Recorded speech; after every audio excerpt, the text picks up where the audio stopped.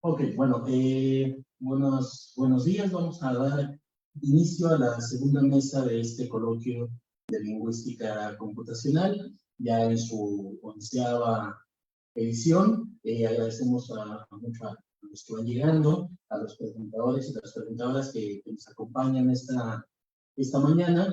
Tendremos algunas ponencias que tienen que ver con el procesamiento del lenguaje natural basado sobre todo en redes sociales y basado en cuestiones que nosotros mismos generamos cada día, ¿no? Estas opiniones, estos comentarios, estos chistes, estos insultos, lo que ustedes quieran. Y aquí nuestras presentadoras y presentadores van a dar distintas perspectivas acerca del tracto o del tratamiento de esos datos, que es bastante interesante y de hecho es un tema en boga actualmente en los estudios de lingüística computacional. Vamos a iniciar con una ponencia titulada Detección de emociones en textos con un diccionario léxico fijo en LIWC, a cargo de Francisco Maravilla Jacome, que ha trabajado en conjunto con la doctora Gemma Belenguich. Ellos son parte del grupo de Ingeniería Lingüística del Instituto de Ingeniería de la UNAM. Sin más, deseo la palabra. Gracias. La minería de opinión y en general en todo ese tipo de datos de usuarios normalmente se toman por redes sociales y cosas en las reseñas de redes sociales, comentarios, cosas muy específicas. Y normalmente para este tipo de cosas también hay análisis específicos por área.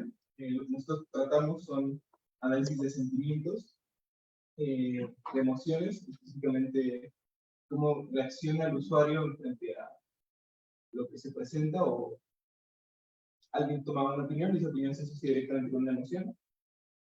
Y bueno, en el análisis de emociones, una de las herramientas más populares, una de las herramientas más populares es el análisis automático con inteligencia artificial o machine learning o deep learning, cualquiera de estas formas. Sin embargo, las implicaciones técnicas de este tipo de análisis no son fácilmente accesibles para cualquier persona.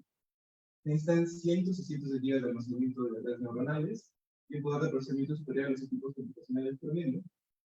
Aunado a esto, tenemos la complejidad que supone un sistema de estas características para un investigador muy tan distinto de las ciencias computacionales. Los de letras no son programar y hacer datos estadísticos, normalizarlos o analizarlos sin conocimiento previo. Y bueno, con estos problemas han surgido varias opciones para los usuarios en conocimientos básicos en programación. Entre ellas está LIWC o LIWC, que es Language Inquiry and Workaround, que tiene varias funciones. Y este LIWC es usado ampliamente por investigadores en el campo de la lingüística y la psicología. Y es fácil porque tiene una bibliografía amplia en forma de papers y una documentación adjunta al programa que no se necesita usar, y explica de manera muy clara y sencilla el funcionamiento del libro y cómo funciona cada uno de esos pasos. Por esto, resulta atractivo diseñar un diccionario para la detección de emociones que sea compatible con el programa y hacer que los recursos faciliten el análisis para los investigadores que no cuenten con un departamento de computación o universidades pequeñas con recursos limitados. Comparando el precio o el expertise que se necesita para una licencia de LIWC con un departamento computacional para una universidad muy pequeña, resulta un poco más atractivo para este análisis automático. Y también lo que tiene de atractivo LIWC es que acepta diccionarios personalizados que puedes enseñar, que vienen en la bibliografía, de la documentación adjunta al programa, y cómo se puede hacer. Ya les iré explicando un poco cómo vamos a hacer. Este diccionario que estamos haciendo surge de un primer trabajo de investigación iniciado a principios de la pandemia con un corpus de quiz de COVID-19. Este trabajo se interesó en conocer la opinión de los usuarios de la comunidad social con un estudio de polaridad y de sentimientos. Entonces tenemos ya un etiquetado de emociones por polaridad, positiva, negativa, neutra, y uno de sentimientos, un etiquetado hecho a mano por personas. Derivado de esta investigación, surgió el interés de hacer un análisis automático de emociones y salió, había alguien a cargo antes de mí, salió la propuesta de usar LUIC y LUIC, este diccionario anterior, y este primer diccionario que teníamos cuenta con 15.992 líneas, y este diccionario es amplio, tiene muchos ítems léxicos, sin embargo tenía dos problemas, y el primero es la desorganización que ocasiona el unir el diccionario nativo de LUIC con el planteado para este proyecto en un mismo archivo y no mediante las propias funciones del programa. Es preferible tener ambos diccionarios en archivos separados para no manipulación de las etiquetas. Y el segundo es la discreción del diccionario, ya que analiza los ítems léxicos como pertenecientes a una categoría de emociones de manera definitiva, sin posibilidad de ser asociados a otras emociones. Entonces, una palabra es alegre y ya. ¿Y qué tan alegre es? No sabemos, solo es alegre. Entonces, partamos de una propuesta de solución al segundo problema, el de la discreción, para tener la solución del primero.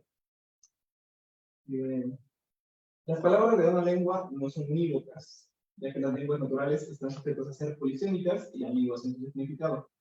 Por tanto, no podemos suponer que una palabra tiene en todos los contextos el mismo significado y implicaciones. De todo esto, tampoco podemos suponer que una palabra denota la misma emoción. Así no es posible construir un detector de emociones con un método discreto. Sí, no. Emoción, no emoción. Por eso es mejor opción pensar en una forma que considere las emociones asociadas a las palabras en distintas ponderaciones. Supongamos la palabra perro, una palabra muy complicada de etiquetar, que también fue la que planteó este método. Vamos a pensar en distintos contextos en que aparecen para esta palabra, como mi perra está enferma, qué perra mi amiga, cállate perra, como diría Alfredo Lando, qué bonita perra, como es apreciable, aunque tenemos la misma palabra, el significado es diferente en cada caso. En ese caso, el significado léxico se refiere. En el primer caso, la palabra refiere a un animal, un perro, un niño, y se encuentra en un contexto de tristeza. En el segundo, refiere a una persona y se usa como adjetivo en un contexto de sorpresa o alegría. En el tercer caso, podemos suponer que refiere a una persona en un contexto de asco o ira. En el cuarto, refiere al animal en un contexto de alegría. Con los ejemplos anteriores, podemos ver que la interpretación del significado es compleja, ya que hay distintos referentes para una misma palabra, y aunque tengamos el mismo referente, como el caso en el que refiere al perro o a una persona, también hay diferencias en el contexto emotivo. La solución a este obstáculo sería pensar en un sistema que considera la posición emotiva de las palabras. Para esto, se propone un sistema de ponderación. Simplemente, existe la posibilidad de asociar una palabra a distintas emociones en diferentes magnitudes. La posición siempre ha sido un problema muy difícil en el procesamiento del lenguaje natural. No es la panacea, pero es una forma de evitarlo. Pensemos en las palabras como un recipiente de emotividad con una probabilidad de asociación. Así, podríamos asociar la palabra perra a los contextos emotivos mencionados anteriormente y asignar una probabilidad de asociación. Al hacer esto con todas las palabras de un enunciado, obtendríamos la suma de probabilidades de asociación emotiva, lo que permitiría definir su contexto emotivo. De esto surge el problema de pensar qué palabras etiquetar. En primera instancia, lo más fácil es etiquetar sustantivos, adjetivos y adverbios, ya que son palabras con significados menos abstractos o variables en comparación a los verbos plenos, las preposiciones o los determinantes, que suelen estar vacíos de significado, o en algunos casos ser muy abstractos. Aprovechando la ventaja de que el anterior diccionario ya cuenta con un amplio inventario de ítems asociados con emociones, lo único que habría que hacer es identificar todas estas palabras y etiquetarlas con el nuevo sistema. Esta idea surge del método que usa Griego Isidoro, en la creación del Spanish Emotion Lexicon. Él crea un diccionario pensando en un factor de probabilidad efectiva para cada ítem léxico. Estos valores entran en una red neuronal con datos de entrenamiento. En nuestro caso, por lo que referencia de Luis, lo propuesto es asociar cada ítem léxico a un factor emotivo definido por cada emoción de Ekman. Son las intensamente. Entonces tenemos 6 emociones posibles, recordando lo dicho anteriormente, se reconocerán en probabilidad variable para cada ítem léxico. Para crear algo similar al porcentaje, se propone un sistema de fuerza que no represente un porcentaje en sí, sino una suma de probabilidades de cada palabra. Esto a lo mejor es un poco confuso de entender, pero lo que queremos con asociar un número a cada palabra, una probabilidad de cada palabra no es sumar un 100%, sino que, o sea, como una probabilidad cognitiva, ¿no? O sea, que el etiquetador que etiqueta esa palabra, diga, esto es frecuente, esto no es tan frecuente, esto es muy frecuente, pero no hay un total porque al final nadie puede imaginar el 100% de todos los ejemplos posibles en los que puede una palabra. Cada palabra debe ser etiquetada con un número entre el 0 y el 5, siendo el 0, en este caso la no asociación, una probabilidad nula de asociación, y el 5, una probabilidad máxima de asociación, o sea que aparece aquí. Esto se hará con una creación de categorías por cada uno de estos valores, que se verán contabilizados en el Excel arrojado por el programa.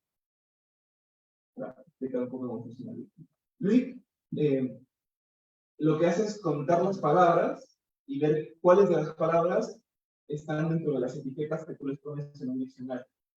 El diccionario funciona con unas categorías y tú agregas un número que etiqueta la palabra de manera inmediata, pero no tienes que poner con letras, sino con un número que va asociado, cerrado por tabuladores. Y lo que te arroja al final es un Excel con el resultado de las palabras que están asociadas a eso.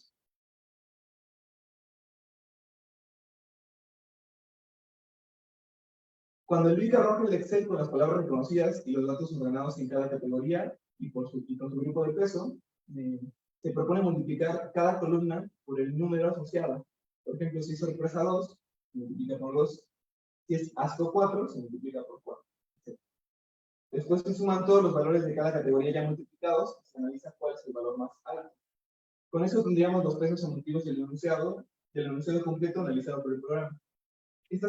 Con esta solución podemos resolver el primer problema, creando dos diccionarios, ya que el BIC admite una selección múltiple de diccionarios para los análisis. Por tanto, no es necesario crear un diccionario único y se evitan los problemas de organización distintiva. El segundo problema se puede solucionar etiquetando las palabras para este nuevo diccionario, con este nuevo sistema de cuadración. Para llevar a cabo este nuevo sistema propuesto, se necesitan etiquetadores de la misma variante dialectal, dependiendo de la especificidad requerida, considerarse la posibilidad de separar también por grupo etario o sociolingüístico. En este caso, se plantea que se usará principalmente Twitter, se toman en cuenta las estadísticas de los usuarios para tener una mayor precisión y seleccionar a los etiquetadores de acuerdo con sus edades y recursos lingüísticos. Se hace hincapié en que este es un diccionario para el español, porque las palabras inglesas usadas comúnmente en redes sociales no se tomarán en cuenta, ya que implicaría un tipo de análisis y etiquetadores distintos. Para normalizar los datos obtenidos por los etiquetadores, se busca obtener el nivel de acuerdo para evitar el azar en las calificaciones de probabilidad. Y nos enfrentamos a nuestro primer problema.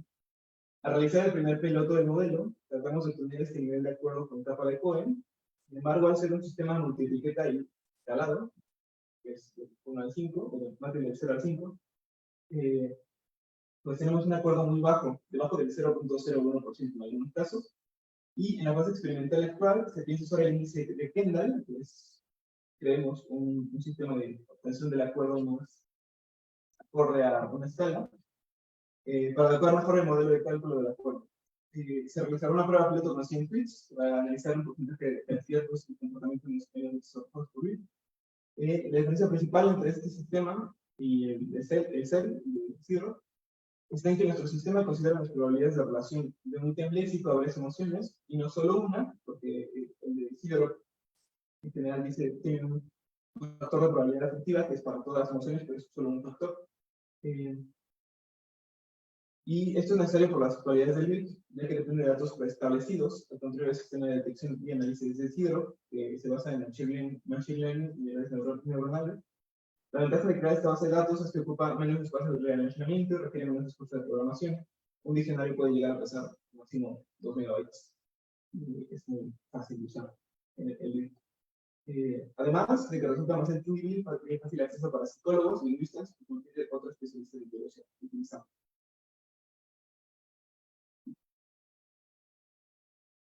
Bueno, muchas gracias, Francisco. Vamos a reservar las preguntas y los comentarios para el final de la mesa, así que si tienen alguna a lo largo de estas presentaciones, pues vayan preparándolas, ¿sí? La dinámica es les pasamos el micrófono, solo tenemos un micrófono, así que disculparán la movida. Entonces, vamos a continuar con la siguiente plática. Tenemos a Héctor, ¿sí? A Héctor y a Jimena. Ellos vienen de la FE Zaragoza y de la Facultad de Ciencias, respectivamente, y nos van a presentar una ponencia titulada Uso de adapters para ajuste fino en el procesamiento del lenguaje natural.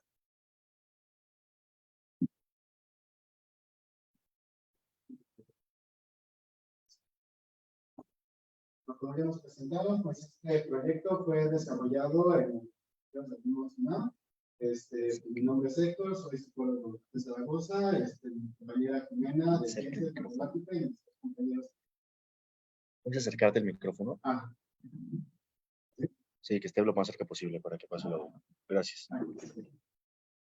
Que igual son de la Facultad de Ciencias, Eric Llaven, físico, y Isaac Barón, ¿no? Y pues el día de hoy pues vamos a dar la siguiente ponencia, que el nombre ya se encuentra mucho, ¿no? Esta ponencia siguiente, es una exploración de una oportunidad que se ha estado dando más presente en esta época de la masividad de la información, donde pues nos estamos, bueno, por lo menos nos estamos dando cuenta de que algunos métodos cualitativos que por lo menos nosotros a mí me fueron enseñados, pues nos sobrepasan por la cantidad de datos que están siendo analizados o están siendo generados día con día, ¿no? Un ejemplo de ello fue una competencia desarrollada en febrero de año 2023, la cual se titulaba CompassNext. Esta tenía como objetivo principal categorizar las temáticas, analizar sentimientos y predecir etiquetas. En el mes de abril del mismo año se fue otorgada la base de datos y pues como le comentamos, estos datos pues contaban con aproximadamente 200.703 opiniones. De favor. Estas opiniones pues contaban con 5 rubros para su evaluación. El primer rubro era título de la opinión, que era más o menos un resumen de la opinión que se nos había sido otorgada. Un cuerpo, que pues, fue la opinión como tal. Una polaridad, la calificación, que fue dada de 1 a 5, de qué tan bueno era el lugar. El país, en este caso, fueron 3 países a evaluar, que fue México, Cuba y Colombia, y el tipo de lugar. Estos se categorizaban entre atractivos turísticos, hoteles y restaurantes. Bueno, nuestra tarea pues era, siguiente, por favor, más o menos predecir mediante el título, por ejemplo, muy recomendable una calificación, ¿no? Aquí le ponemos un ejemplo que la opinión es que es un lugar verde con áreas espaciosas, ideal para un fin de semana en familia, ¿no? Entonces pensaríamos que la persona daría un 4 en la calificación, utiliza la Ciudad de México y pues, sería un lugar atractivo, ¿no? Entraría dentro de la categoría de atractivo. ¿Y para qué nos sería importante este tipo de análisis? Pues preguntan algunos. Horner y Swartworth en el 2016 plantearon 5 etapas para el viaje turístico. Estas, pues, son imaginación, planeación, programación, experiencia y compartir, ¿no? En la imaginación, pues, es lo que nosotros creemos que va a ser el viaje turístico, ¿no? Un posible viaje a Italia, que posiblemente sea bueno, que sea malo, y planificamos ahí qué es lo que vamos a ir haciendo, ¿no? Digamos, qué se va a hacer en cada uno de esos momentos. Después, conforme esa que nosotros pensamos, planeamos, se empiezan a realizar ciertas actividades y dependiendo si se realizaron o no, si era lo que estábamos imaginando o no, se va a dar una experiencia.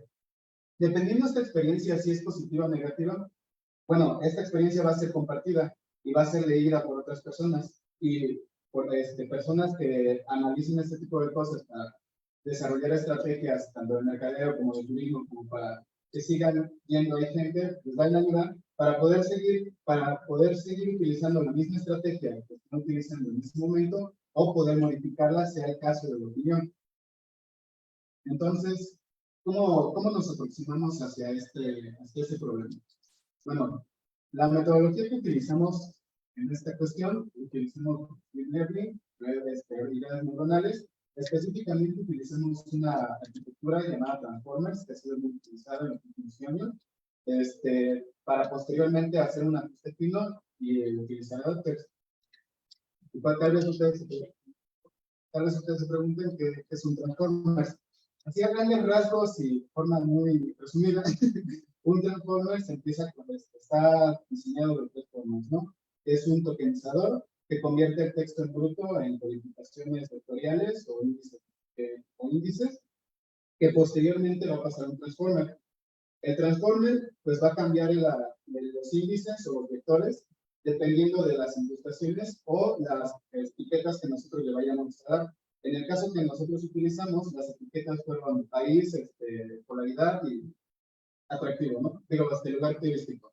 Y después, esas incrustaciones las va a contextualizar para poder hacer una predicción específica a la tarea que nosotros estamos desarrollando. Siguiente, por favor. Y bueno, para utilizar un transformer, se va a usar un tipo de ajuste fino. Y este ajuste fino está diseñado primeramente, bueno, para poder realizar este ajuste fino a los datos que vamos a analizar, primero vamos a seleccionar el modelo preentrenado, ¿no? El modelo que nosotros utilizamos fue ver, es un tipo de transformers, y después vamos a preparar los datos, o el conjunto de datos para poder pasárselos, ¿no? Ya pasados los datos, vamos a adaptarlo a la arquitectura del modelo para congelar las capas dependiendo de las constantes que haya encontrado dentro del lenguaje y se va a ir entrenando conforme a aquellos parámetros o aquellas categorías que el programa encontró. Ya posteriormente se van a hacer las pruebas y se van a implementar. Un ejemplo gráfico más o menos de lo que es, pueden ver en la siguiente diapositiva, el cual, bueno, es una red, aquí vemos que tenemos nuestra red neuronal, ¿no? Y vamos a realizar este ajuste fino con XLM Roberta, con los datos de las reseñas turísticas.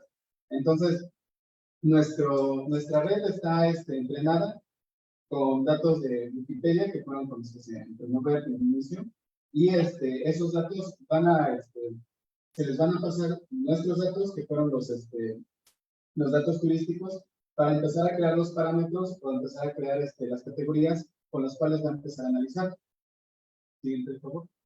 Bueno, de los datos turísticos que a nosotros nos fueron dados, encontramos que tenían una media de 60 palabras aproximadamente en las opiniones. En los títulos de las opiniones, pues no había tanto problema, ¿no? Pues nada más se utilizaban aproximadamente entre 1 o 3 promedio, ¿no? Pero el máximo de palabras que teníamos nosotros en nuestros análisis eran de 484. Siguiente, por favor. Entonces, cuando le pasamos a ver todos estos datos para que contextualizara y extrajera las características, nos damos cuenta de que está multiplicando las 60 palabras por los 251.703 datos. Esto, como se habrá mencionado anteriormente, pues gastó demasiado tiempo en el procesamiento de todos los datos y además tengo las capacidades de cómputo que tenía. Entonces, para eso fue necesario utilizar otra neurona o algo más y hacer una entonces utilizamos un adapter para poder utilizar. Cuéntanos, ¿qué es un adapter? Entonces, para introducir el adapter, voy a utilizar una analogía que estamos en una fiesta y cada persona de la fiesta es una cosa de la fiesta. Hay un problema de producción ya que cada persona habla muy bien. Entonces, necesitaríamos tomar mucho tiempo para que cada persona entendiera el idioma de la fiesta. Un adapter, en este caso, sería un intérprete, lo cual facilita la comunicación con las demás capas de los personajes.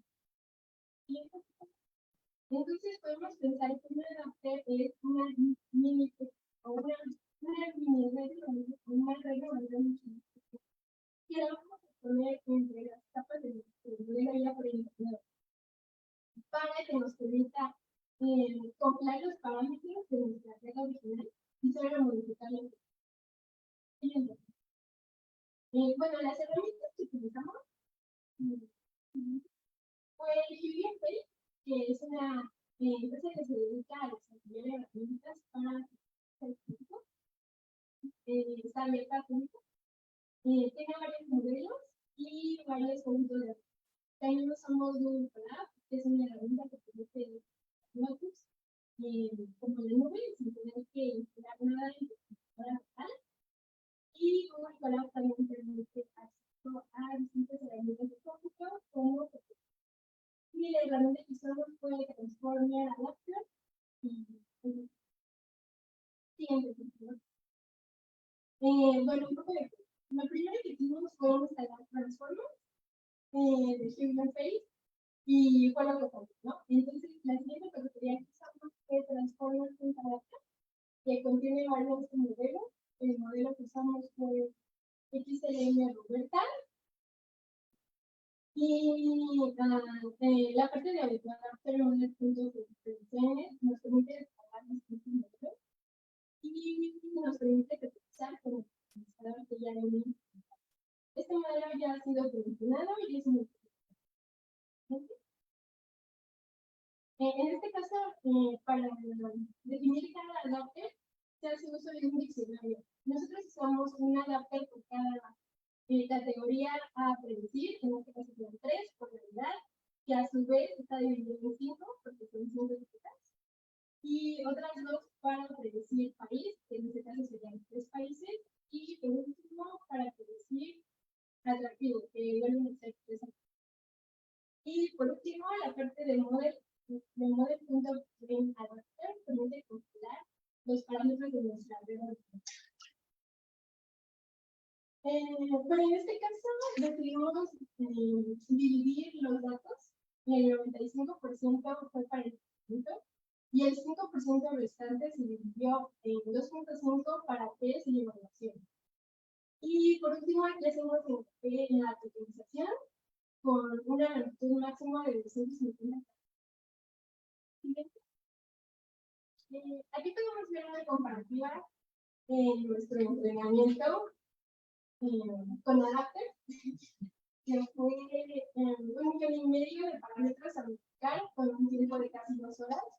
Y sin adapters teníamos casi 300 millones de parámetros a verificar y un tiempo de casi 6 horas. Entonces, pues vemos que hay una mejoría. Y por último, pues nosotros quedamos en el tercer lugar de la competencia. Logramos un 98% de en tipo y un 90% en country. Sin embargo, en polaridad tuvimos un 57% de precisión. Y si comparamos con los otros dos equipos en primer y segundo lugar respectivamente, vemos que ellos tuvieron para precisión un 60%, para polaridad un 60% de precisión, lo cual implica que esta etiqueta es puesta pues es difícil de predecir. ¿Y por qué pasa eso? Bueno, la dificultad de predecir polarity pues se da principalmente por el tipo por la naturaleza de los datos. Como anteriormente se había contado, lo habían dicho los expositores, pues hay como esta diferencia entre si las personas, entre cómo califican las personas, ¿no? Por ejemplo, aquí tenemos el título que es el siempre del diccionario. Aquí la reseña, pues, podría pensarse que, pues, es para algo muy negativo, ¿no? Los números no están bien, la gente es muy desordenada, no hay un recorrido perfecto y, pues, se tiene que llegar temprano, ¿no? Sin embargo, la persona lo califica como 5. Y en la otra, que la persona califica como que los modos están intactos, es un lugar mágico, lo califica como 3. Bueno, entonces, en conclusión, en general, las herramientas utilizadas pues demostraron ser eficaces en el análisis de una gran cantidad de opiniones, como se fue mencionado en un inicio, a pesar de que fueron algunos parámetros difíciles de predecir, pues porque tal vez en este momento algunas herramientas apenas se están desarrollando, están en un pequeño auge. Tal vez esperaría que en los siguientes años pues se pueda hacer más fácil estas predicciones, ¿no? Pero bueno, también otro de los beneficios que vimos es que estos tipos de proyectos ayudan para generar antecedentes para volver a predecir otro tipo de opiniones y poder seguir reforzando ese tipo de corpus. y pues igual nos da la oportunidad de poder seguir explorando el cómo los usuarios se relacionan con las calificaciones. Por ejemplo, aquí empezar a hacer pequeñas modificaciones en la forma en la que se califican, y el tipo de texto que se usa para entrenar, pues no puede ser exclusivo para reseña, sino, pues como se han visto en las anteriores tópicas, pues puede ser trabajado con otro tipo de, ¿no? Pues eso es todo por nuestra parte, agradecemos.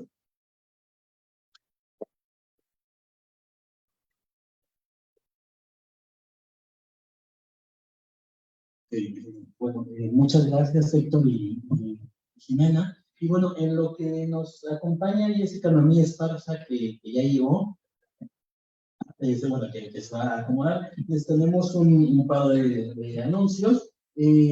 Han mostrado nuestros compañeros, nuestros colegas, un par de modelos, ¿no? Bert y Roberta.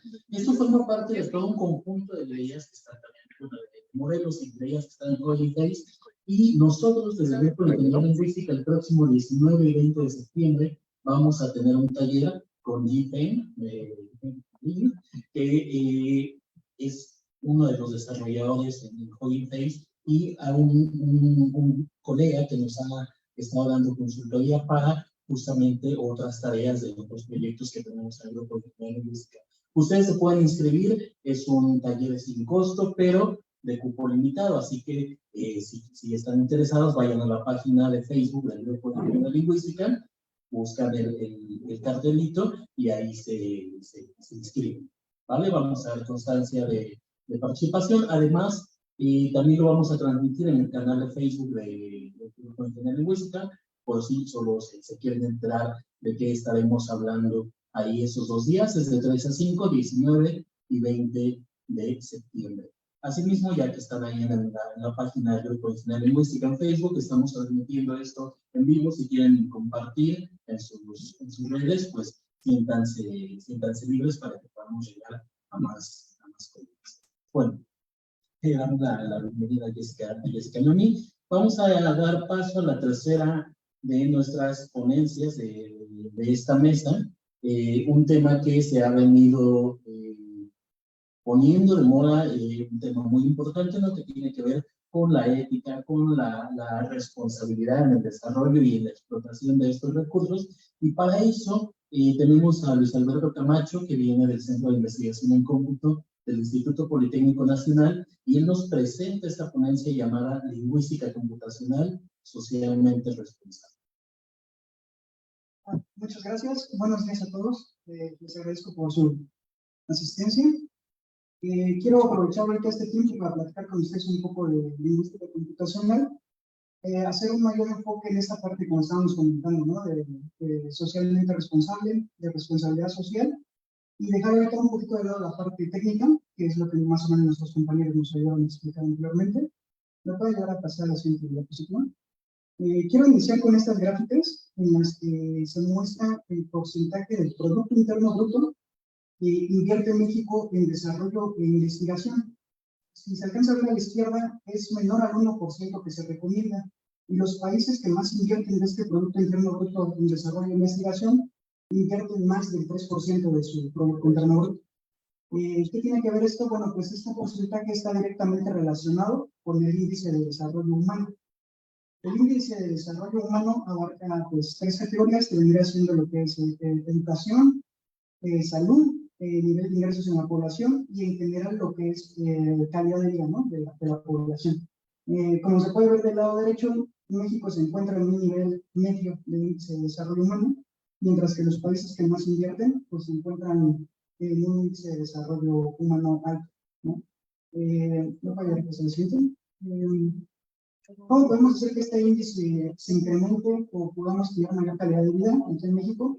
Bueno, pues básicamente esto se puede hacer con responsabilidad social, ¿no? Yo traje aquí ahorita una frase que es de la Segunda Guerra Mundial, de un economista famoso. Esta frase la utiliza para reactivar la economía. Él nos comenta que, pues, básicamente la frase lo que dice es que nosotros debemos hacer del consumo nuestro modo de vida y encontrar satisfacción en él, ¿no? Básicamente nos comenta que todos los bienes y servicios que nosotros consumimos deben tener reemplazar y desechar siempre con mayor velocidad. Entonces esto pues rápidamente nos lleva a problemas que se pueden visualizar, a problemas ambientales, en contaminación, o también podemos ver problemas sociales, en lo cual este tipo de pensamiento pues nos lleva a tener jornadas laborales más intensas, nos puede llevar a tener jornadas más largas y puede llevar a desencadenar problemas de salud de los trabajadores o problemas de salud, bueno, problemas con sus familias, ¿sí? No puede llegar a pasar nada, ¿sí? Entonces, ¿qué es responsabilidad social, no? Si la problemática era la anterior. Bueno, responsabilidad social, a mí me gustó esta definición que encontré de la Facultad de Responsabilidad Social de la Universidad de Managua. Ahí se comenta muy sencillo, ¿no? Es lidiar con el conflicto que hay entre los intereses económicos, lo que viene siendo los derechos humanos y lo que es el derecho al medio ambiente. También nos comentan que hay dos tipos de responsabilidad social, en la que tenemos la responsabilidad social empresarial, que es básicamente la definición, pero en las empresas se debe de enfocar al giro de la empresa, a lo que nos estamos dedicando y a los proyectos, sobre eso tiene que ser. Y lo que no es cuando si la empresa se dedica a algo y nosotros vamos a limpiar un parque o vamos a entrar a una escuela, ¿no? Y el giro de la empresa es totalmente otro, ¿no? Es una responsabilidad social. Y bueno, la parte que nos interesa a nosotros, que sería la responsabilidad social universitaria, en esta lo que se busca es que nosotros, como en las universidades aquí en México, puedan generar profesionales que aparte de que tengan sus conocimientos técnicos en su carrera, sepan lidiar con estos tres conflictos. De esta forma, estos profesionales van a quedarse a trabajar en las mismas universidades, van a salir a trabajar a las empresas y adicionalmente van a también ocupar espacios o bueno, lugares en el gobierno, ¿no? Básicamente lo que busca también la responsabilidad social universitaria es que las universidades puedan generar proyectos de innovación social y que sean proyectos que sirvan y se utilicen para la sociedad, ¿no? Básicamente la idea es que estos proyectos los consuman las empresas, tengan necesidad de más tecnología y ciencia, paguen sus impuestos y estos impuestos los utiliza el gobierno para apoyar a las empresas, incrementando este índice de desarrollo humano, ¿no? No puede llegar a pasar así. Estos proyectos de innovación social tienen las capas normales de un proyecto, pero tienen ciertos detalles, ¿no? Tenemos, por ejemplo, la definición de un problema, pero tenemos que acotar nuestro problema a qué problemáticas globales y nacionales atiende. Adicionalmente, pues tenemos una parte que deben ser los beneficiarios o nuestras partes interesadas, y aquí debemos indicar qué impacto científico tiene nuestro trabajo y también qué impacto social es el que tendremos nuestra hipótesis, nuestro objetivo y un método en el cual es importante que nosotros podamos indicar la escala de madurez tecnológica de nuestro trabajo. Esto es básicamente que quien revise nuestro trabajo sepa dónde estamos parados, ¿no? Qué es lo que estamos entregando y cómo lo pueden utilizar. Y bueno, por último serían los resultados. Y los resultados de aquí, la parte más importante es el valor social. El valor social es que nuestro trabajo sea aceptado o aprobado por los beneficiarios o por las partes interesadas. Si no es aceptado, pues bueno, tenemos que regresar cíclicamente, replantear el problema, replantear la solución, hasta que bueno, esto sea aceptado y ya terminamos con nuestras conclusiones. Voy a pasar al siguiente. Aquí yo decidí utilizar un problema de procesamiento del lenguaje natural, que viene siendo la detección de emociones negativas en textos cortos en español. Y también decidí utilizar modelos de aprendizaje profundo, que son los Transformers, bueno, que nos comentaron los compañeros anteriormente, y utilizar la clasificación de emociones del psicólogo Pablo Ekman, que también ya nos había comentado un poquito. En estas son 6 emociones con las que todos nacemos, independientemente del lugar donde estemos, y tenemos 4 emociones negativas, que es el asco, la tristeza, la ira y el miedo. Una emoción positiva, que es la alegría, y una emoción neutra, que es la sorpresa. El resto de todas las emociones que existen son combinaciones de estas 6. Bueno, ¿cómo sabemos nuestra problemática que tengo ahorita de detectar emociones negativas, dónde estamos parados globalmente? Pues nosotros nos podemos apoyar en lo que son los objetivos de desarrollo sostenible. Estos son de la Agenda 2023 de las Naciones Unidas. México está también sumado a cumplir estos objetivos. Y bueno, básicamente nuestra problemática pues abarca lo que viene siendo el objetivo 3, que sería salud y bienestar. En este caso se podrían generar aplicaciones con las que se puedan detectar, prevenir y tratar en redes sociales pues, enfermedades como son la depresión, la ansiedad o el estrés. También podemos esta problemática aterrizarla en lo que es el objetivo 10, que es reducción de la desigualdad.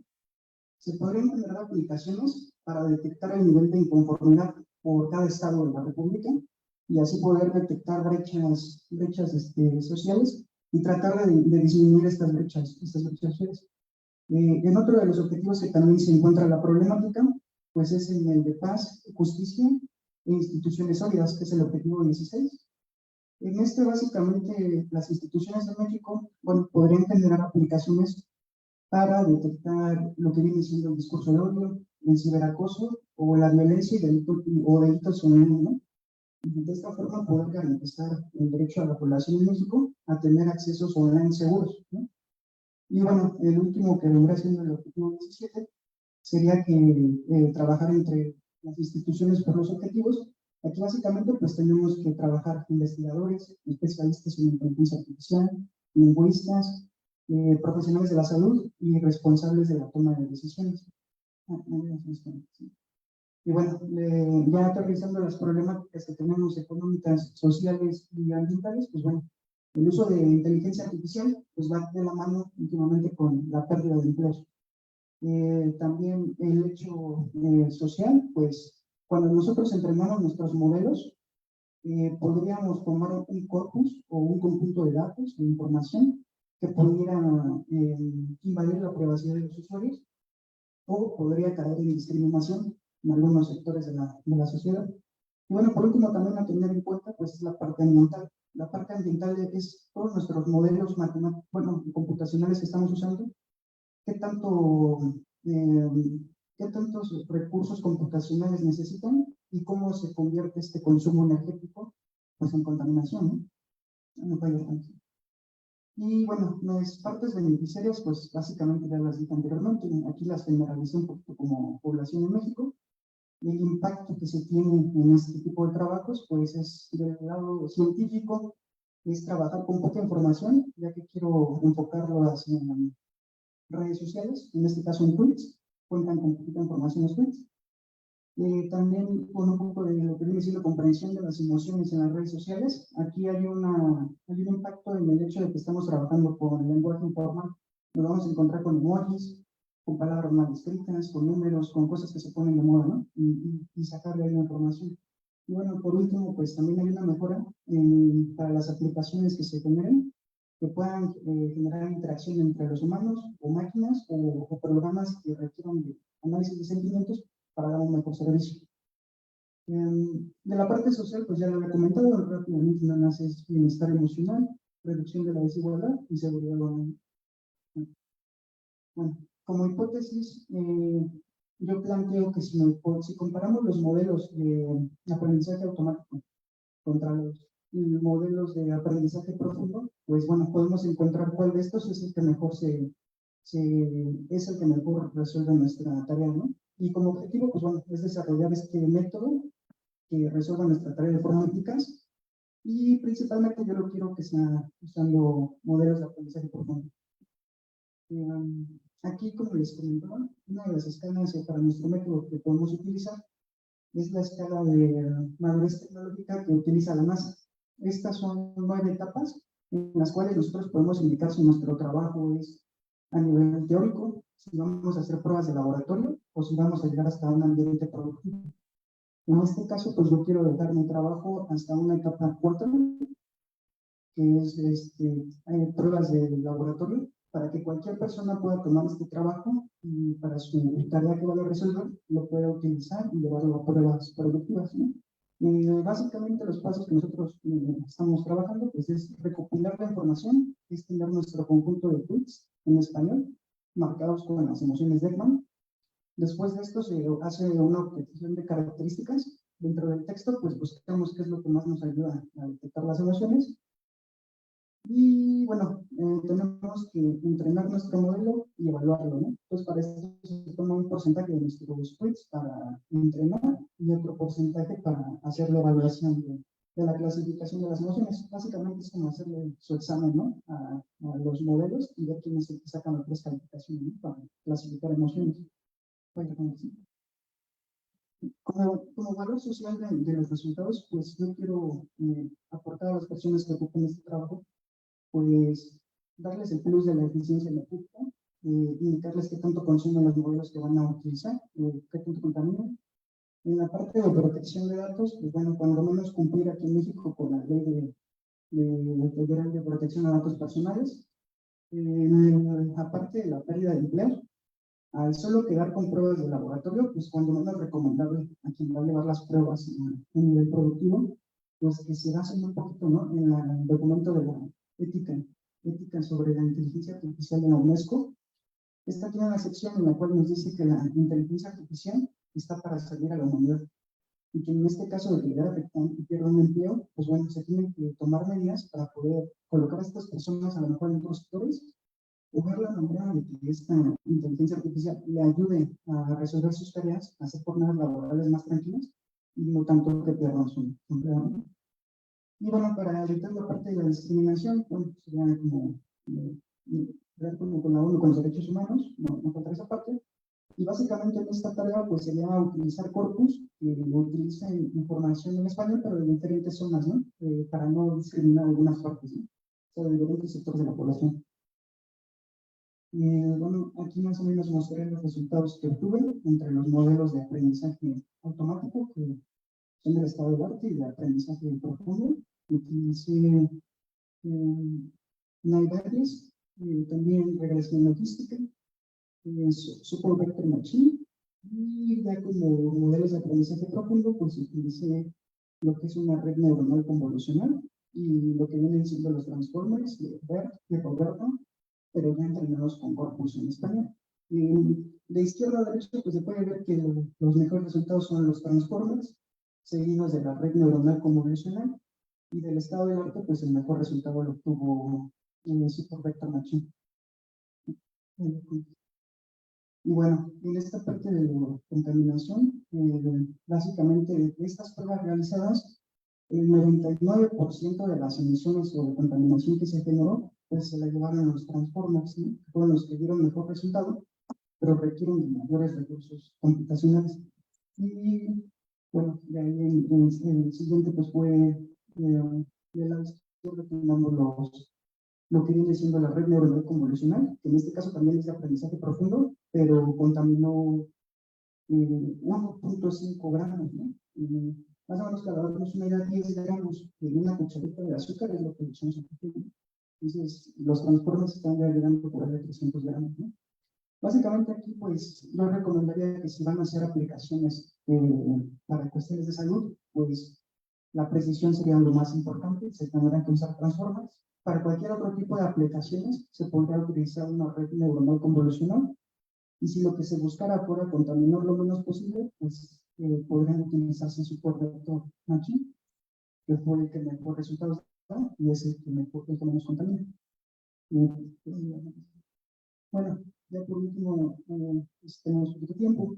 Básicamente yo lo que esperaba es poder sembrar en ustedes esta semillita, que alguna vez también llegó a mí, ¿no? De responsabilidad social, que le den ese plus a sus trabajos, a sus proyectos que ya tienen muchos, de agregar un poquito de detalles para que puedan ser utilizados. Es mejor que se utilicen y no a veces que se queden guardados, ¿no? Los trabajos. Y para esto, pues también quería finalizar con dos preguntas, ¿no?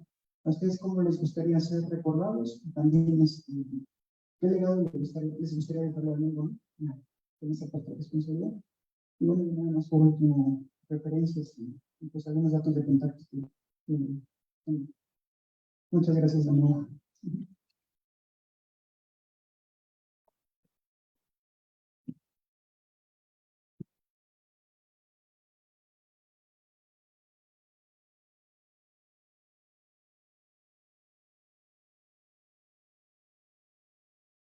Bueno, pues muchas gracias, Luis Alberto.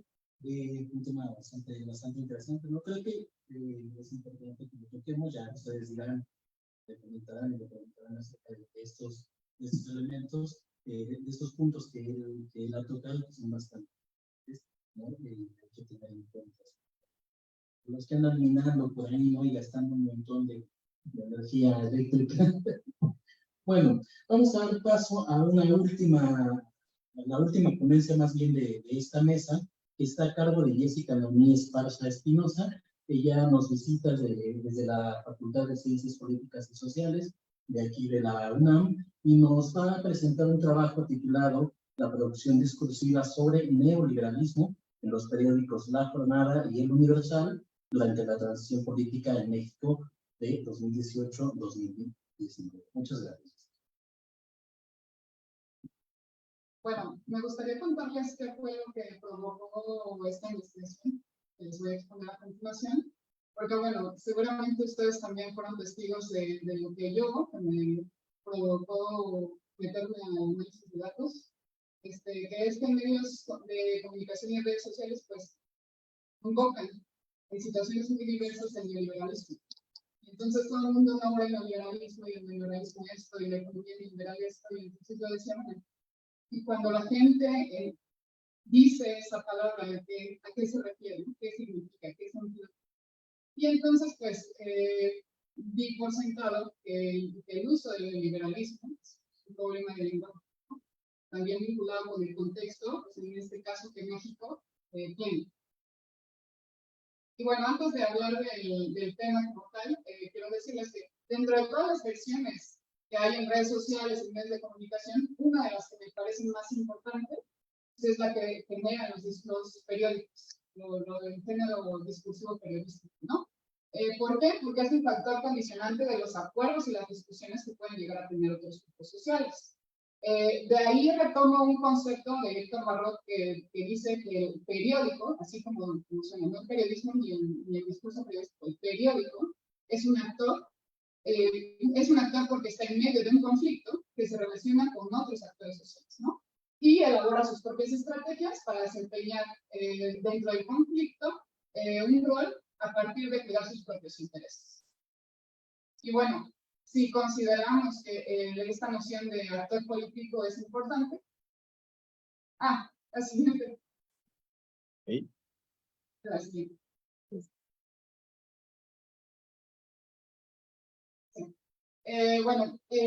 Asumimos que Héctor tiene una intención que es tanto teórica como política, que consiste en rastrear en los textos importantes indicios de las decisiones tomadas por el periódico en cuanto a incluir y jerarquizar a los actores y las fuentes de la información política, ¿no? Entonces, a mí me parece que es muy peligroso que una línea editorial de un periódico se asuma a partir de lo que dice el mismo periódico sobre sí mismo.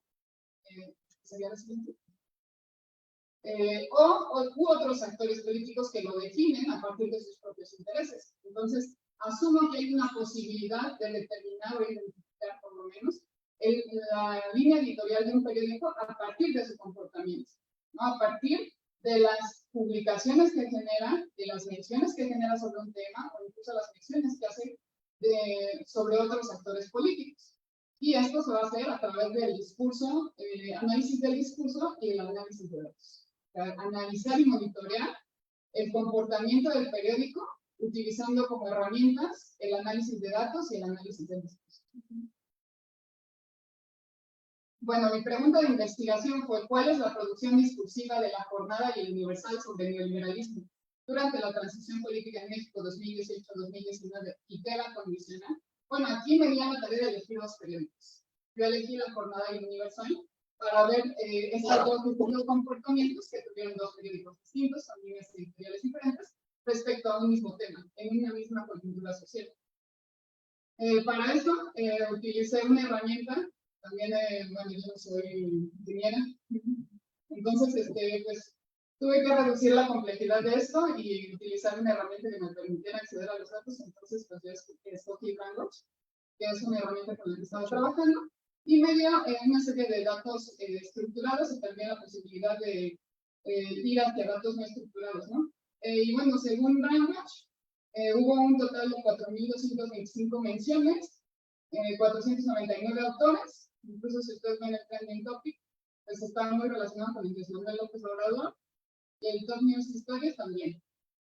La siguiente, por favor. Pero bueno, ahí yo tomé una decisión metodológica en la que Brandwatch me dio toda la producción discursiva del neoliberalismo que generó la jornada y el Universal. Y yo dije, bueno, no voy a utilizar ni sus gráficas ni su base de datos, puede ser la mía, a mano, por cierto.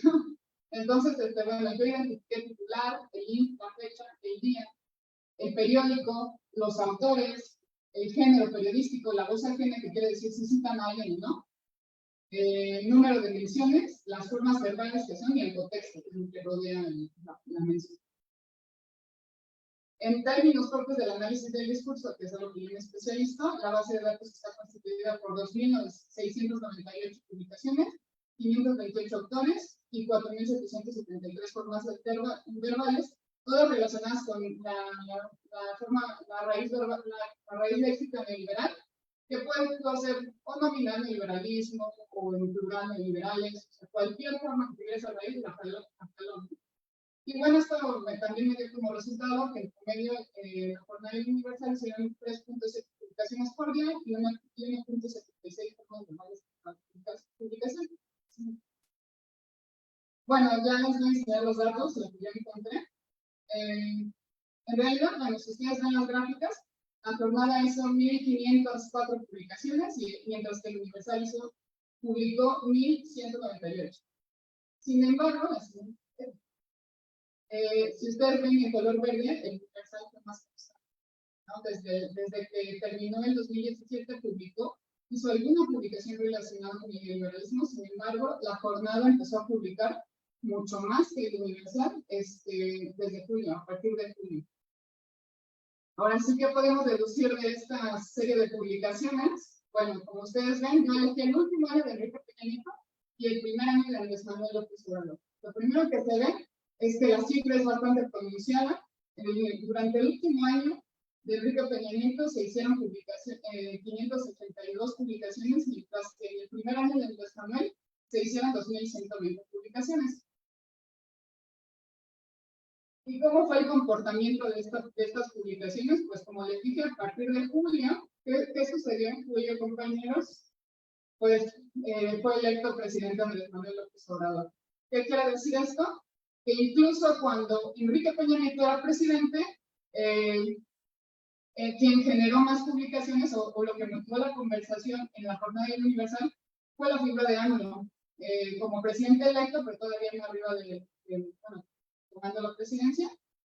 Luego baja la conversación y luego en diciembre, cuando asume el puesto de presidente, empieza a subir la publicación, baja en algunos meses, pero se vuelve constante y se vuelve un tema muy recurrente en las publicaciones de ambos periódicos.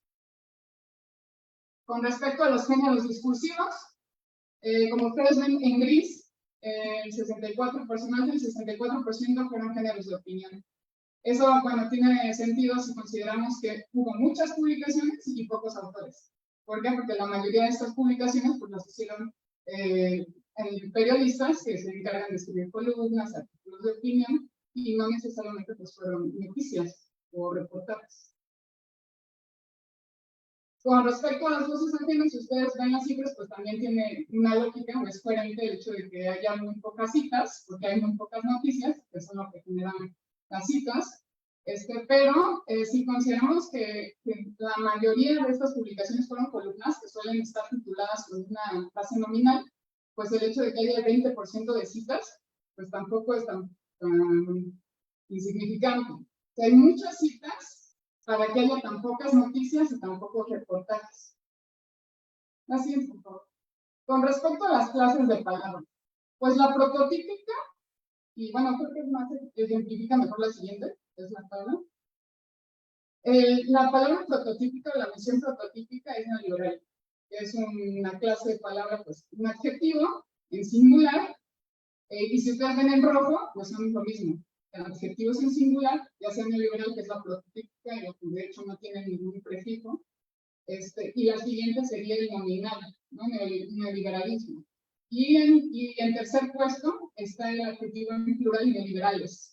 Y eso también tiene que ver con las palabras que están antes, ¿no? O sea, realmente todo lo relacionado con el liberalismo se utiliza para clasificar o para definir otras entidades que generalmente ahorita las vamos a ver cuáles son. Y sería la siguiente, por favor.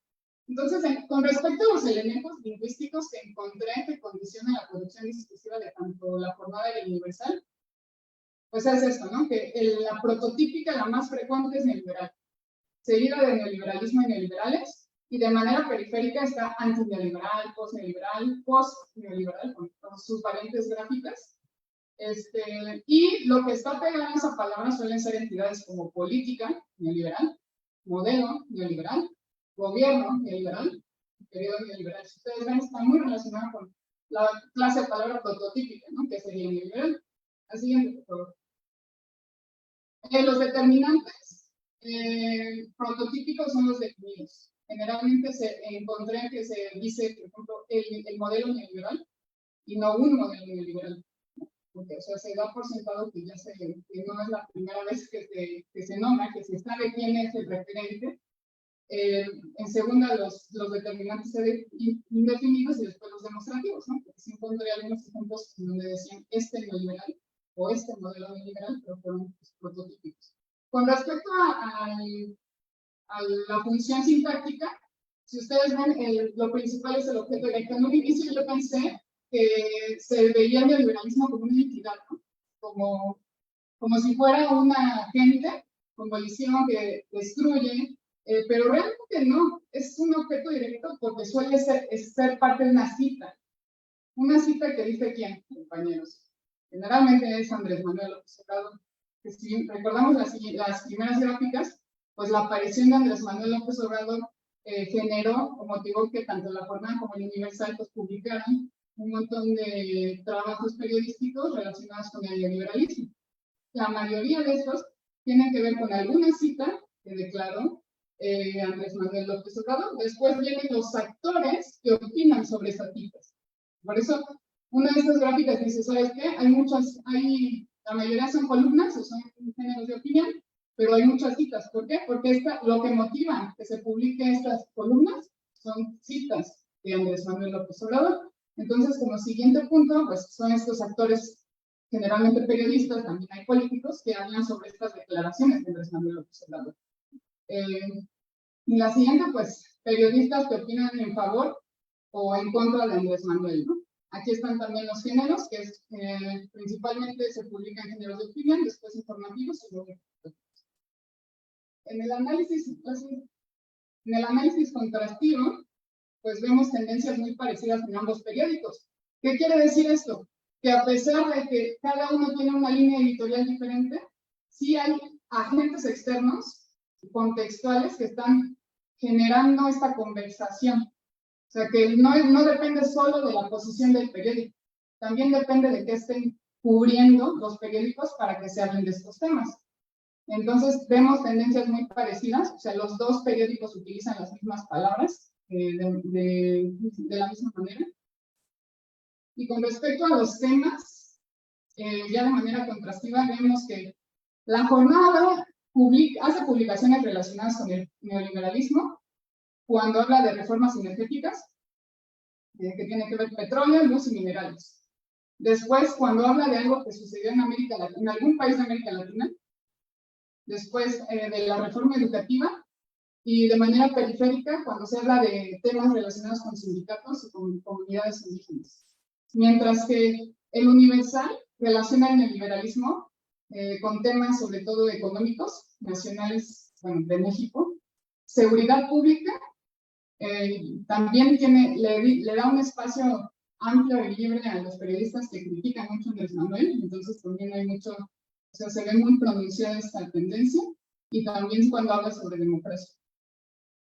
Y bueno, como consideraciones finales, pues construí un corpus muy interesante, a lo mejor no muy grande, pero sí se pueden ver muchas líneas discursivas en este corpus que se pueden automatizar con estas herramientas de estos softwares especializados y con conceptos del análisis del discurso, ¿no? ¿Qué nos falta a los de ciencias sociales? Pues saber usarlos. Entonces hay dos opciones. Una podría ser aprender, que es una ruta bastante larga por mi propia experiencia, y otra podría ser trabajando en equipo. Entonces, uno de mis objetivos también estando aquí es invitarlos a ustedes y a cualquiera que nos escuche, que domine estas herramientas, pues a trabajar con nosotros para que podamos abordar temas interdisciplinarios como este, ¿no? Y bueno, sería todo. Muchas gracias.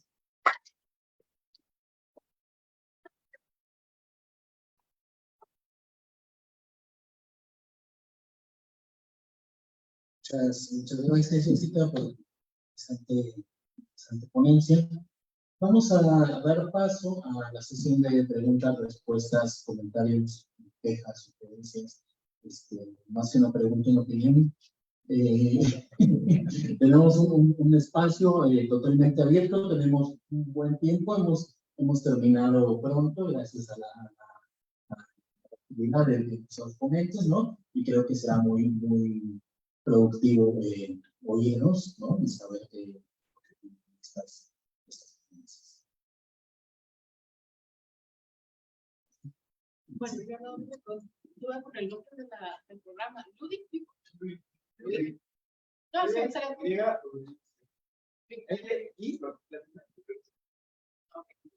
Ok, eso sería todo. Muchas gracias.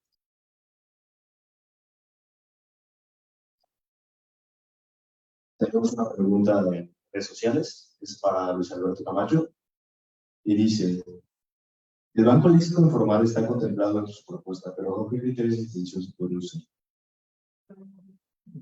El banco léxico informal está contemplado en su propuesta, pero ¿bajo qué criterios de distinción se podría usar?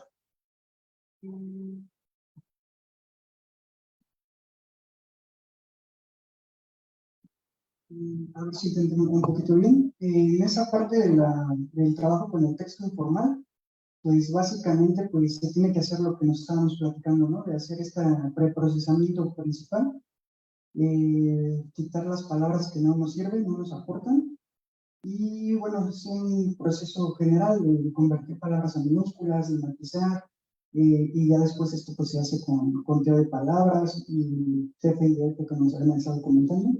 Entonces, realmente ahorita, hasta este momento, pues no estoy haciendo un tratamiento especial para este léxico informal, ¿no? Sino básicamente normal de limpiar y excluir las palabras que no nos aportan, en la medida de lo posible, ¿no? Porque hay algunas que pues, no se van a poder quitar y tienes que trabajar incluso con estas palabras que van a meter un poco de ruido, ¿no? Dentro de tu aprendizaje, pero pues que es inevitable, ¿no? A menos de que ya lo hagas mano a manito, ¿no? Y cuando trabajas con información bastante grande, pues es posible, ¿no? Revisar todos los ejemplos y quitar los casos que estén informando.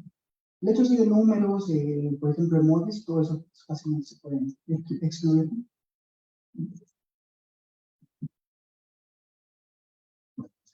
Por ahí atrás tenemos.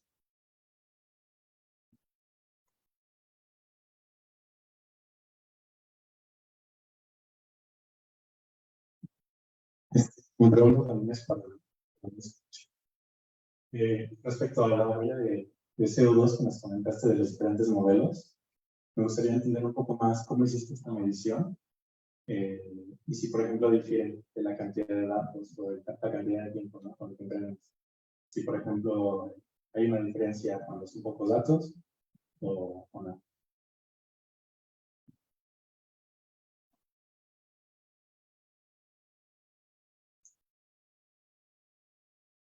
Gracias. Ahí para esta pregunta utilicé una librería, se llama Codecadlo. Básicamente lo que hace es toma las coordenadas del servidor donde se estén corriendo las pruebas y toma, por ejemplo, del país donde estamos, aquí en México, cómo es que se genera la energía eléctrica, ¿no? Si es energía eólica, si es consumo de gas, de petróleo, y genera un promedio, ¿no? De este consumo energético, cómo es que se convierte en México a emisiones de carbono, ¿no? Realmente las comparaciones que hice sobre la misma cantidad todos los modelos se tiene que comparar igual, es sobre el mismo corpus, la misma cantidad de tweets en este caso, y realmente aquí pues depende de cada modelo, ¿no? O sea, si los transformers tienen mayor precisión en esta clasificación, pero contaminan más, ¿no? Y tenemos otros modelos que para la misma tienen buenos resultados, pero bueno, contaminan un poco menos, ¿no? Pero en realidad la cantidad de del tamaño del corpus, pues relativamente con lo que estoy trabajando es pequeño, son 12,000 reads, ¿no? Y estamos teniendo, pues, bueno, ahí depende de cada quien, ¿no? Si es poquito, 300 gramos de contaminación, habrá quien para que sea poco, ¿no? O 1 gramo de contaminación, que es mucho menos, ¿no? En las comparaciones que estoy mostrando, ¿no? Pero sí, las cantidades tiene que ser igual, ¿no? Para que sea parejo la comparación entre los modelos, ¿no? Luis, ¿alguien más por aquí? En redes tampoco, ¿no? Bueno, pues creo que es importante lo que menciona Luis. De hecho, en varios programas ya en así y demás, cuando tú pones un proyecto, te dice, oye, tenemos un apartado de responsabilidad social, tienes que tener en cuenta las variables que él ha mencionado y otras más que se están legislando, que se están sugiriendo, ¿no? Por lo que yo creo que en adelante, pues deberíamos de tener en cuenta esto, pues va a salir en las noticias, ¿no? Que tengan ChatGPT y vamos a ver qué implicaciones tiene, hasta huelga de actores y productores hay, ¿no? Ya a los guiones, etcétera. Entonces, es un tema al que hay que seguir mucho la pista. Por otro lado, creo en esta última ponencia vimos también que la generación de texto, la generación de opinión, la generación de conceptos es un punto bien importante ahora que tiene que ver con las redes sociales y los medios de comunicación que se han fusionado con las redes sociales. En este sentido, yo le quisiera preguntar a Jessica si ella cree que pudiese haber un cambio en la asimilación del concepto de neoliberalismo si analizáramos otros periódicos, porque Jornada Universal ya sabemos la tendencia que tienen y es evidente que estos números, bueno, van a configurar de alguna manera este concepto del neoliberalismo. Pero ¿qué pasaría si metiéramos Milenio? ¿Qué pasaría si metiéramos otros medios? ¿Tú crees que complementarían, harían un contrapeso o harían una diferencia palpable en el concepto de neoliberalismo? Pues yo creo, bueno, la categoría de actor político es muy interesante porque nos permite concebir al periódico como un humano, bueno, como un agente, llamarlo agente.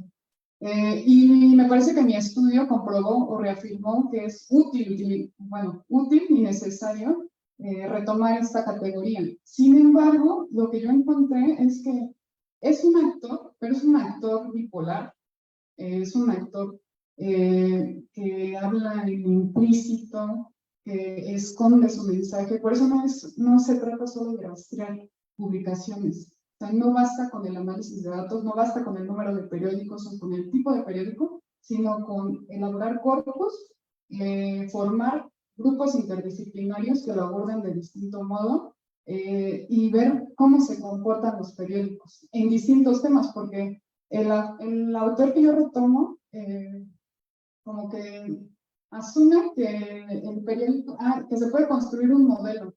Y también creo que es insuficiente, porque depende del tema, depende de las implicaturas políticas de los actores con los que esté relacionado. Entonces no podemos solo construir un modelo y aplicarlo y obtener un resultado. O sea, se trata más de construir redes de especialistas, de construir corpus, de analizarlo desde distintas dimensiones, de retomar varios periódicos. En este caso yo elegí la palabra neoliberal, que es un tema muy polémico.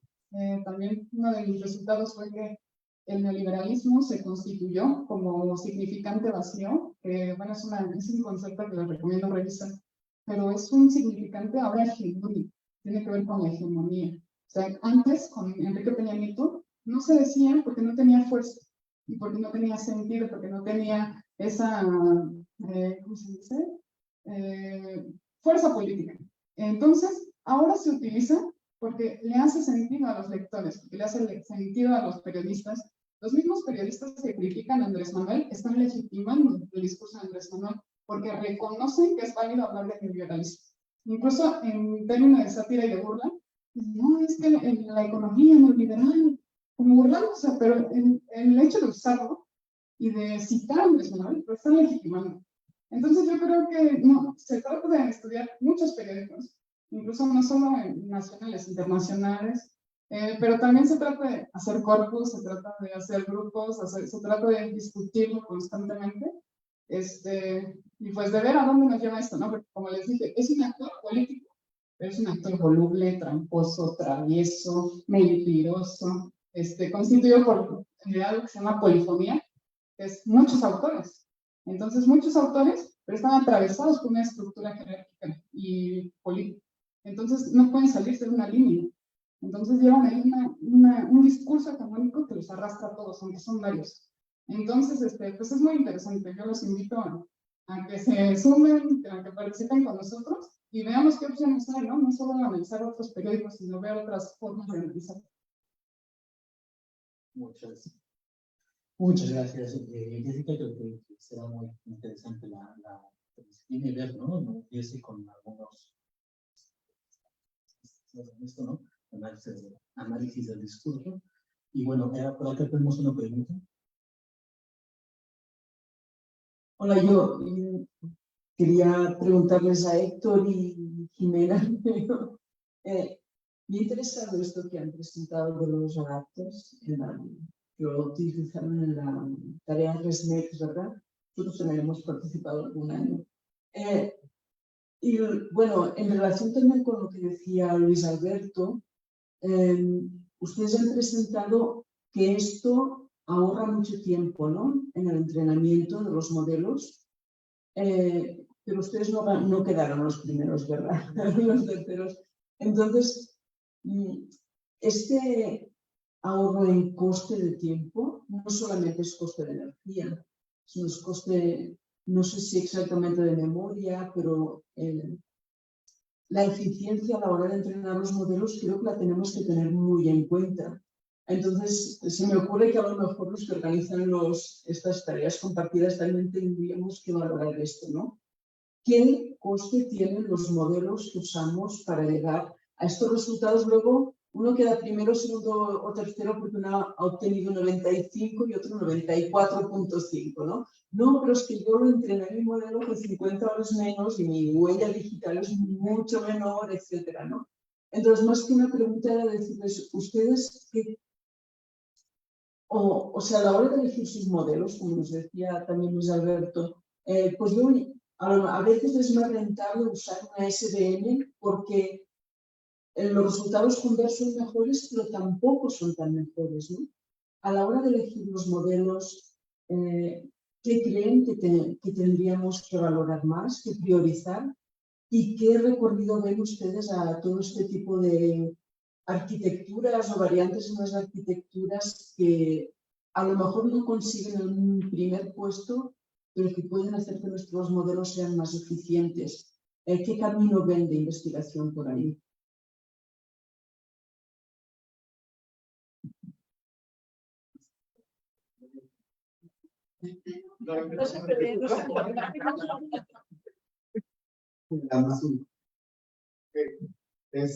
Pues así inmediatamente para poder hacer lo que usted comenta, yo pensaría que lo más apropiado, como contaban algunos, sería inmediatamente poner estas limpiezas de las bases de datos, porque pues sí, o sea, nosotros no omitimos un poquito todo esto porque pues queríamos enfocarnos un poco más en la optimización.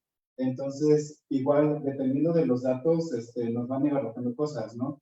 Por ejemplo, cuando nosotros lo estábamos limpiando, sé que pues igual había un montón de emojis, había un montón de estructuras que pues sí nos ayudaban a pensar, bueno, nosotros no podemos, bueno, si nosotros no podemos analizar primero eso, bueno, menos lo va a hacer una computadora, ¿no? Entonces, primero, pues esta parte de limpieza, ¿no? Ya después, otro de los recorridos, como usted menciona, podría ser la forma de la tarea, ¿no? Aquí lo que nosotros buscamos es la predicción, pero sé que normalmente se busca también la clasificación y no me acuerdo qué otro, pero son tres las tareas que normalmente se hacen en Deep Learning. Y ya por último, pues ver la cantidad de los datos, porque pues sí, igual como usted utilizó Word2Vec, hay bolsas de palabras que igual son para otro tipo de tareas, entonces el tener bien planteado la actividad que se quiere realizar, pues va a poder ayudar a elegir la tecnología adecuada en este sentido.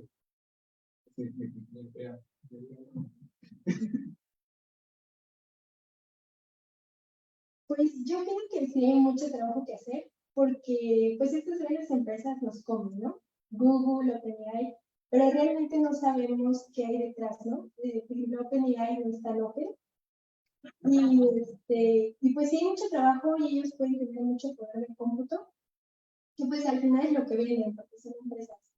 Pero creo que atrás sí hay mucho trabajo también de personas que se dedican a etiquetar datos, que igual tengo entendido que también malbaratan mucho su trabajo, porque son como obra de mano barata, y al final están también expuestos a cosas de violencia, ¿no?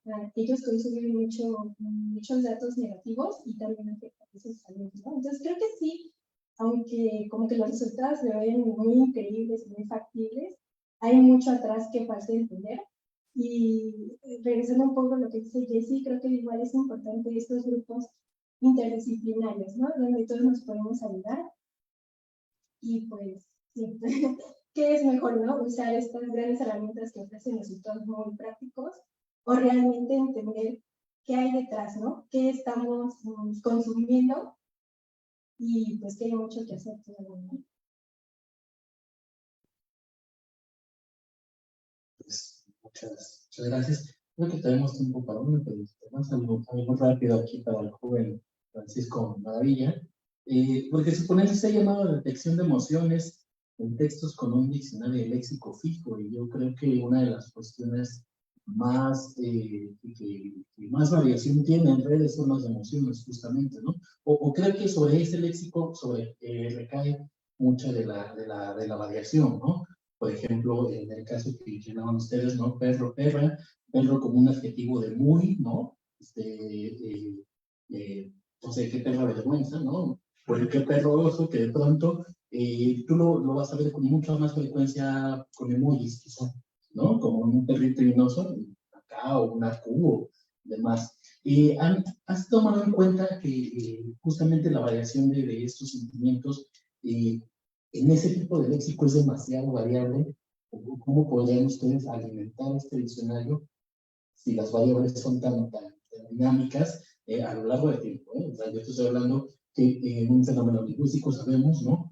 Antes decíamos, es que va a tardar un montón, ¿no? La variación, en cambio, va a tardar un montón, 50, 100 años, y ahora de un día al otro te dicen trabajando, y en un mes todos la usan, y en 3 meses ya nadie la usa. ¿Qué pasa ahí? ¿Tú qué crees que, o más bien de tu opinión, tu estudio, qué crees que sucedería con toda esta variación? ¿Se debe tomar en cuenta y incluir en el diccionario? ¿No se debe tomar en cuenta? ¿Se debe dejar como una moda lingüística y esperar a que sobreviva? ¿Cuál es tu opinión? Bueno, pues, si es complicado usar las formas, o sea, ya no solamente con emojis o ese tipo de cosas, sino también ahora como las redes sociales se han puesto un poco más estrictas en qué palabras puedes usar y qué palabras no, escribir acoso con 4 o 0 y luego una grandota y otro 0.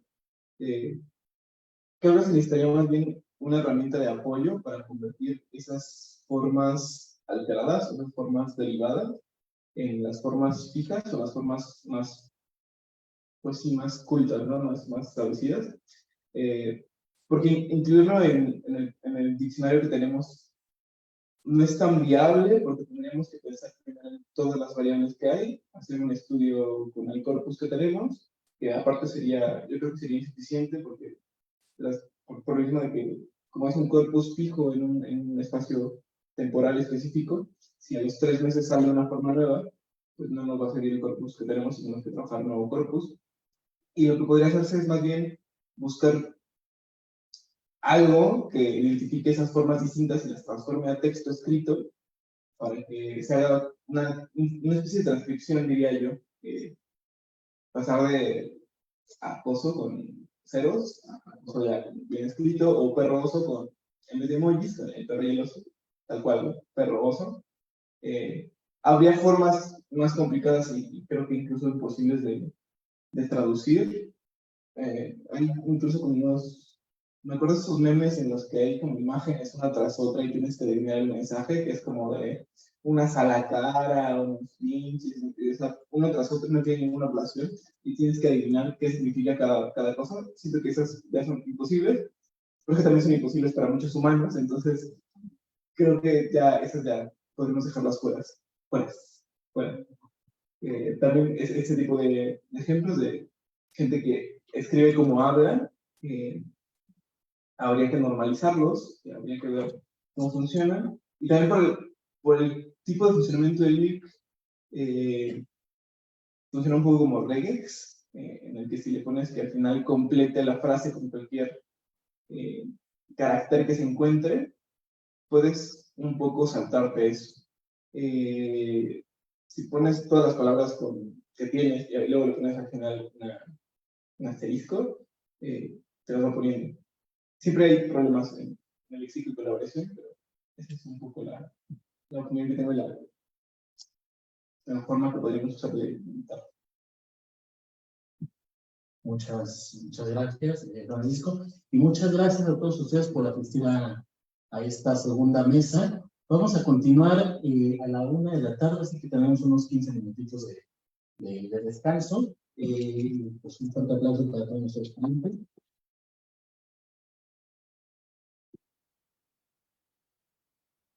Y nos vemos en 15 minutos.